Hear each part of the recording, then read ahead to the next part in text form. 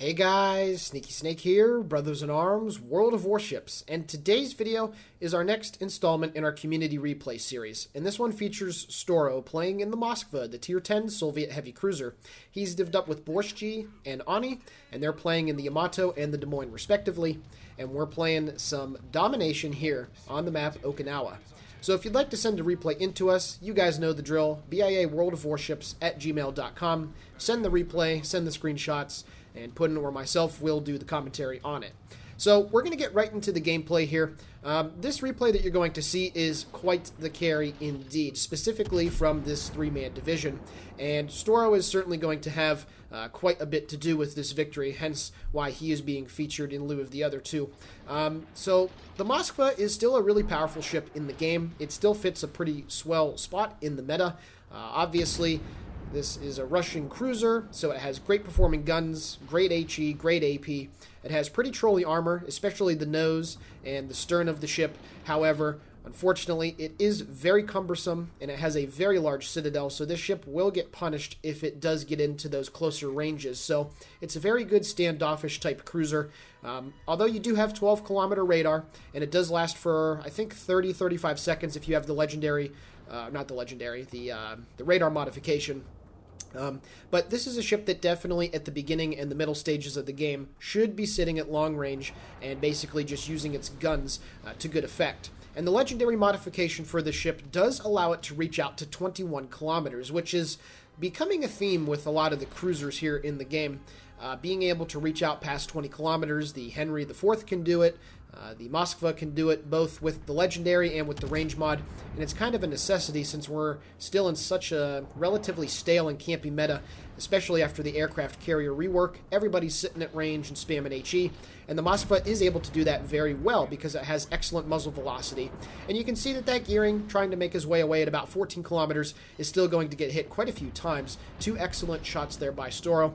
And he's also in what I would consider a really good position. He's in open water, well away from the cap, but still relatively close enough to provide radar support, and he is launching shells downrange at battleships now that are around 20 kilometers away, and making it very difficult for them to hit him consistently, because even at these ranges, it doesn't really matter the cruiser that you're in. If you're playing with the throttle and you're shifting your rudder left and right, you will be able to dodge quite a few of the salvos that come down your way. Now, it's going to stay like this for the next few minutes, so it's a little boring right here, but as the game heats up and gets into the middle stages, it will definitely get a little bit better. Now, something to look at based off of the minimap. You can see that his team, they do manage to get the first blood. The Yamato kills off the Jutland, and his team has pretty strong board position. There's a lot of ships focused around the B cap, and the majority of the enemy team is in the southwest, I guess, quadrant of the map. There's the Yamato, the NorCal, actually two Yamatos, Montana, Gearing, Des Moines. All of those ships are southwest of the B and west of the C cap. So his team shouldn't have too much trouble dealing with the enemy ships that are over in the A cap. However, there is a little bit of shaky support, and it's basically a 3 versus 3 up there with a Conqueror on Storo's team providing some support. So right now, if I were in his position and I was playing in this game, I'd be thinking to myself, things are looking pretty good. His team is about ready to get the A cap under their control, and B should fall to them as well. Now, in the meantime, like I said, Storo's just staying at range, throwing shells down range at targets that are giving him the best opportunity to be able to deal some damage, and he has gotten a few base resets on that C cap, which is great, is that Des Moines is coming under quite a barrage of friendly fire. Storo's team, that is. So things are looking good. His team is about ready to get B. And then, unfortunately, as does happen quite often in random battles, things are going to go south very, very quickly. So his team does lose a battleship, so they're now losing on points, but they will have this 2-to-1 cap lead, which is going to prove very, very valuable. And something that's kind of a trait of these long-winded replays where your team throws is that you kind of get a nice point lead, or at least you're able to stay in the game, because while you're losing ships, you're still gaining points off of your capture zones. So inevitably, when Storo's team does get down by quite a few hundred points, because they've been accumulating all these points here at the early stages, they're still not going to be out of the game. Now, at this point, you can see that he's moving to a position to the southeast, trying to get some shots here against the enemy Des Moines. He does have the high explosive shot loaded, as that DM is bow on, but now he's going to put that Des Moines in a very tough position because he's, unfortunately, the Des Moines that is going to start getting under this sustained fire from Storo as he lands fire number one, actually 2 fires right there on that salvo. So now he has to make a decision. Does he stay bow on to the ships that are to his north, which he does not, and now he's turning to his right, and Storo's just going to keep kiting away. And even though the Des Moines has that excellent rate of fire advantage, Storo is going to be able to hit this relatively stationary target pretty easily and continue to pump damage into him. So this Des Moines is in a bit of a rock and a hard place, and as long as Storo keeps making the range greater, it's going to be more difficult for that Des Moines to land shells on target, and conversely, he's not going to have too much trouble landing shells on him. So he's putting himself in a great position, and he's still relatively angled to the Montana and the Yamato that are down in grid I-7. So this is, again, pretty good positioning from him, and I'm definitely giving it my seal of approval. Now, you can see, however, his team all of a sudden loses a couple ships in quick succession. So now they're down 3 ships to 2, and now Storo is also getting shot at by those battleships. But he was paying attention, so obviously he's now speeding up and turning to try and get out of dodge. But that Des Moines has eaten a lot of damage, and that's going to be very important later on in this replay when they do have to eventually turn around and make a play on the C-cap. So now Storo is going to get back to shooting long range at those enemy battleships. He did use one of his heals, so he still has a very respectable amount of hit points to work with, and you can see that that enemy Montana decided to use his damage control. Using your damage control on one fire is really just, I mean, I don't want to be rude, so I'm not going to say what I want to say, but it's really not a good idea. So obviously, since that's the case, he's going to continue to pour high explosive shells into the side of that Montana, and hopefully a fire will stick, and there we go. He appears to have fire prevention on because that whole superstructure is ablaze now, but it's just a bad idea. And now you can see that the Montana is going broadside as well, and he's lost a lot of damage. So now that he's gotten a fire on the Monty, he's going to switch his focus here to this enemy Yamato. Now you might be thinking, well, he's just simply staying at range and damage farming.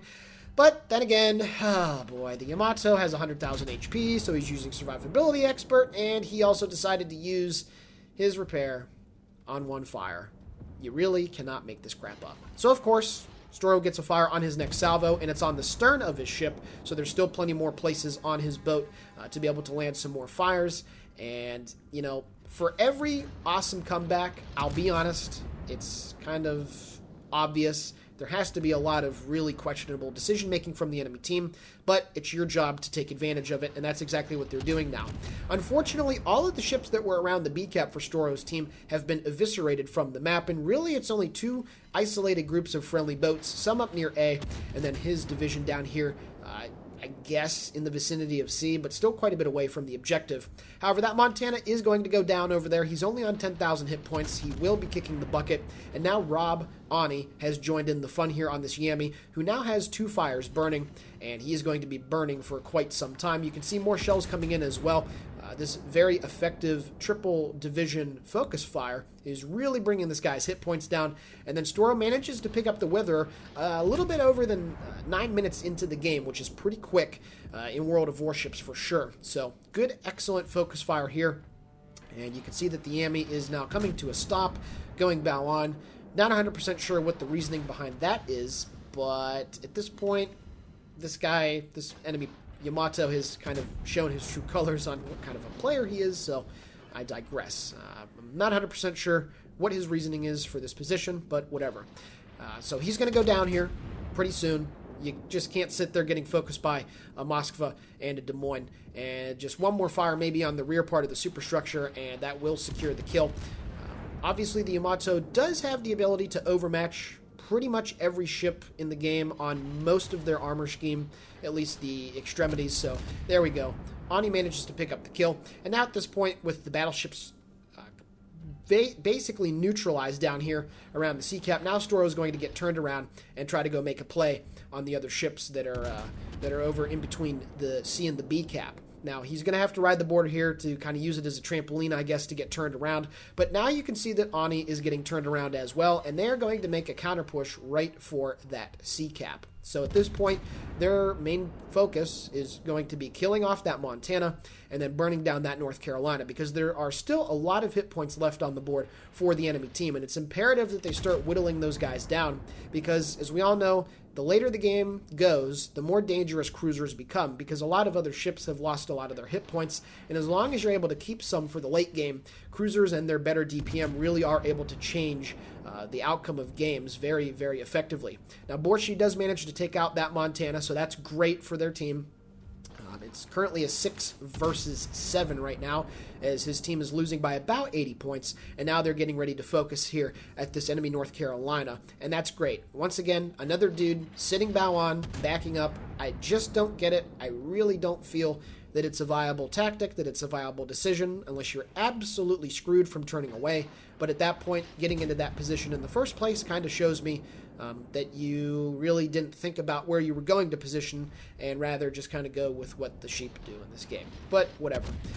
So obviously, this guy's going to be losing a lot of hit points, but unfortunately, they're going to lose their carrier, and the North Carolina goes down as well. So we're pretty quickly here about to get into a 3 versus 7 situation, which is never ideal, but fortunately, the best 3 players on this team are going to be left in this game, and we'll see what they're going to be able to do to tackle this problem.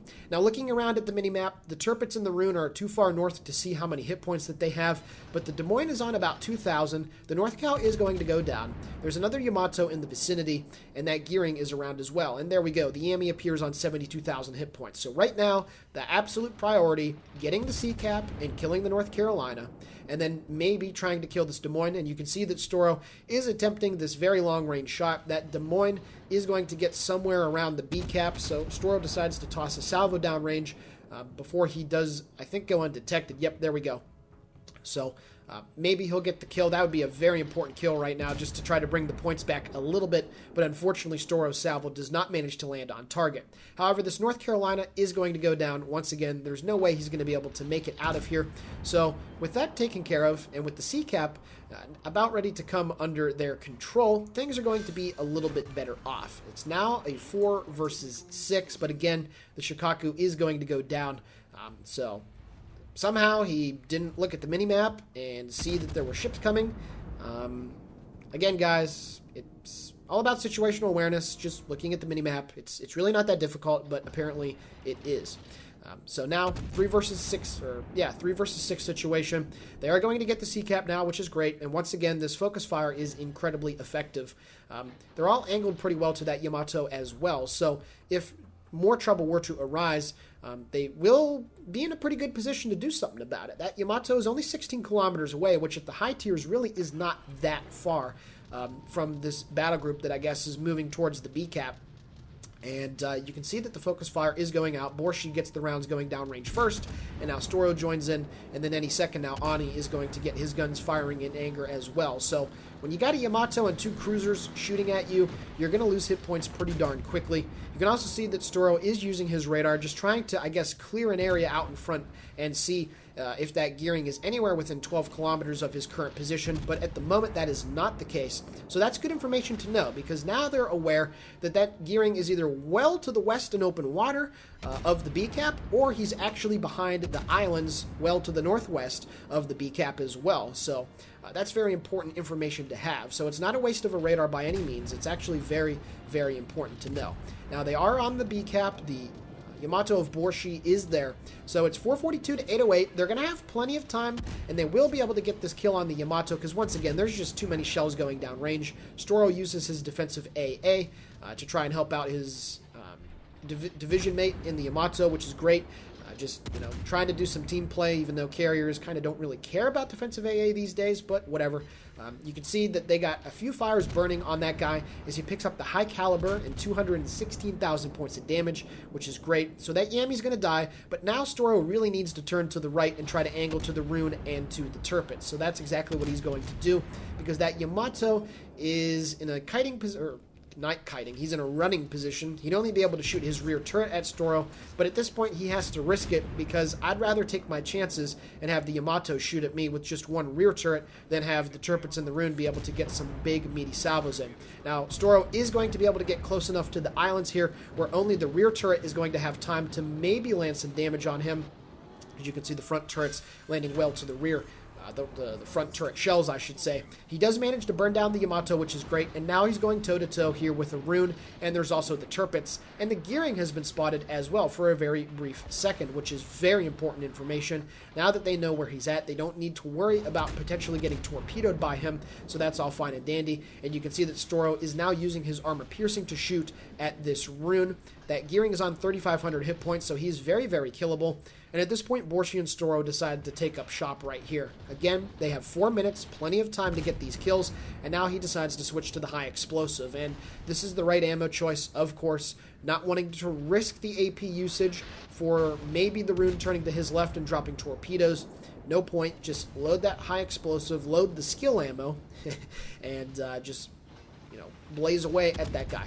Now, for some reason, this Rune is going to make a very questionable decision. Storo lights a fire on him, and you saw that it looked like the Rune was turning to his left, but that's not actually going to be the case. So at this point in time, Storo and Borshi are now focus firing here on this enemy Tirpitz, which is fantastic. Storo also has his next radar ready to go, so I'd imagine that they were probably in game chat. He was probably thinking, wait until Ani gets around the corner and then uses the radar, and that's exactly what he does. So a great team play right there, keeping that gearing lit, and at 1,000 hit points, he is going to go down here in a few seconds, I believe, because there's just not too much that a gearing is going to be able to do when you have a Des Moines coming around the corner, like that. So now it's a 3 versus 3, and these two enemy ships that are left, non-aircraft carrier-wise, are in a world of hurt, so it's not going to be very good whatsoever for these dudes. You can see Storo is now going to move up to the corner and try to get some shots at the Rune. Ani manages to take care of the Des Moines, and now Storo is going to peek around the corner and shoot some armor piercing into the dude's rear. However, Ani manages to get some very nice shells inbound on the Rune, putting him down to 2,500 hit points. And he manages to get the kill as well. So a lot of nice kill securing by Ani, but a lot of great damage dealt by Storo. And now he's going to swing his front turrets into play, and a 3 versus 6 was turned into a 3 versus 1. So excellent team play right there, excellent focus fire, putting their ships in really good positions, and now the reward for their carry is going to be able to farm down this enemy Implacable. And to be honest, it's very, very satisfying when you are able to farm a carrier at the very end of the game. It's always great because it's just free damage. It's a free damage pinata, and it definitely makes you feel like you definitely earned it for sure.